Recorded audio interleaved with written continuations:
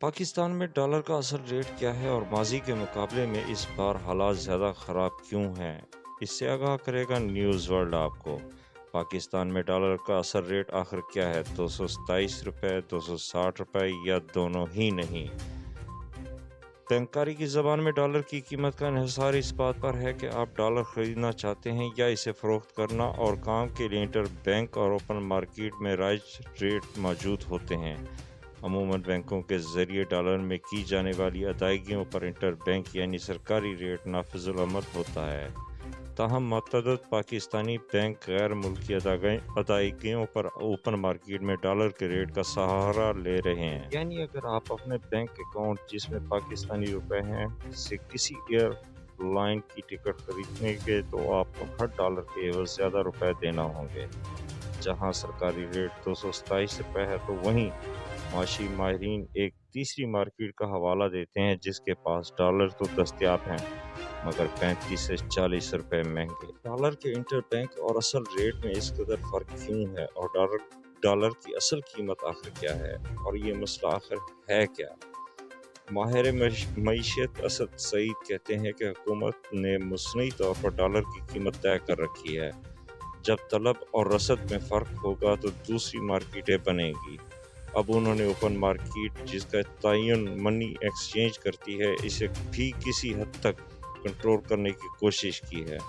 Dollar کی اب ایک تیسری مارکیٹ بن گئی ہے کیونکہ لوگوں کو کہیں سے تو ڈالر خریدنے ہیں۔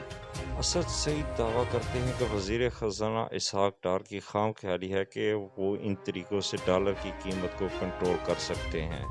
ماہر معیشت اشفاق حسن کہتے ہیں کہ ڈالر کے اوپن مارکیٹ اور انٹر بینک ریٹ میں 35 سے 40 روپے کا فرق پڑ چکا ہے۔ یعنی کسی شخص کو بیرون ملک سفر پر جانے کے لیے یا یہیں بیٹھے باہر سے کوئی چیز خریدنے کے لیے ہر ڈالر کے بدلے سرکاری ریٹ کے بجائے لگ بھگ 260 روپے ادا کرنا پڑیں گے۔ اس سے ہوا یہ ہے کہ دیگر ممالک میں مقیم پاکستانی ملک میں ترسیلات زر بینکوں کے ذریعے بھیجنے کے بجائے ہنڈی کے حوالے سے بھیجنے کو ترجیح دیں گے۔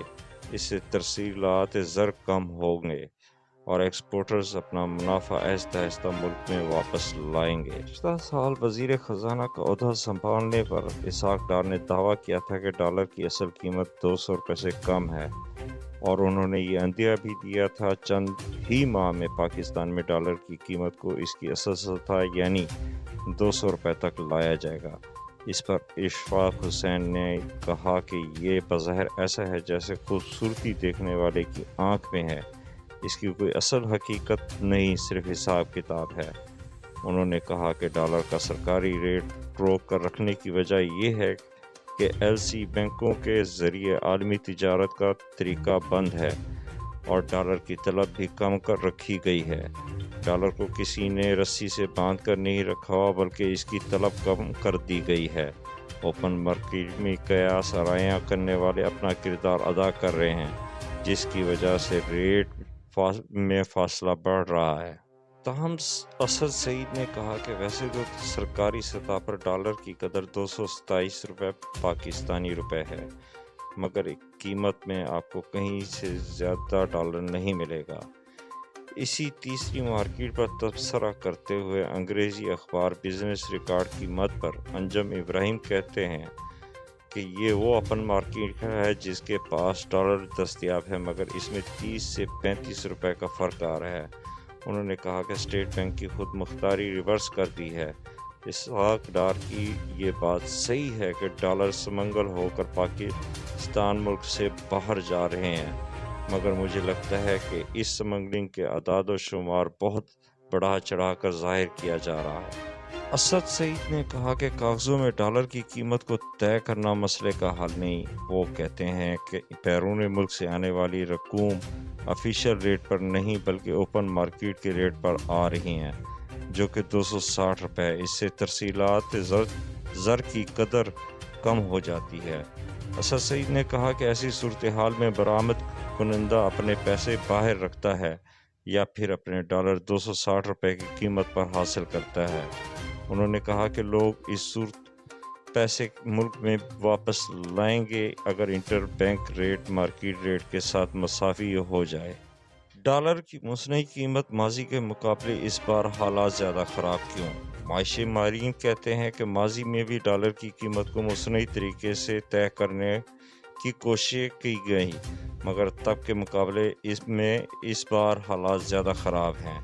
اسد سعید کہتے ہیں کہ ماضی میں بھی یہ ہوتا تھا کہ جب ملکی ذخائر اچھے ہوتے تھے تو یہ مارکیٹ میں ڈالر پھینک کر اس کا ریٹ طے کر دیتے تھے۔ اب بھی انہوں نے بینکوں اور اسٹیٹ بینک پر دباؤ ڈال کر ان سے انٹر بینک ریٹ کم رکھوایا ہوا ہے۔ جبکہ اشفاق حسن کہتے ہیں کہ ماضی میں ایسا ہوا تھا جب پاکستان نے مئی 1998 میں جوہری دھماکے کیے، پاکستان پر معاشی پابندیاں لگی تو بیرون ممالک سے آنے والے تمام رقوم کی منتقلی بند ہو گئی تھی، لیکن ہم اپنے قرضوں کی ادائیگی وقت پر کرتے چلے جا رہے تھے۔ اس کی وجہ سے ہمارے ذخائر نومبر 1998 میں $400 ملین سے نیچے چلے گئے تھے۔